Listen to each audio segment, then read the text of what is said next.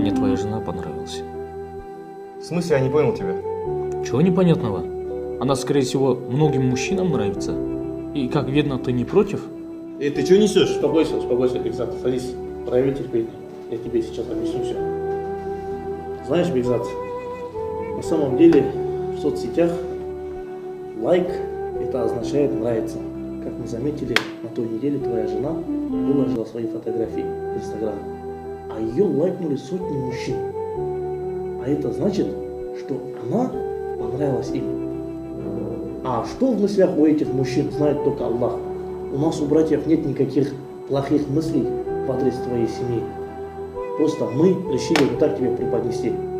Знаешь, наш пророк Мухаммад, да благословит его Аллах и да приветствует, сказал: тот, кто не ревнует свою жену, не войдет в рай.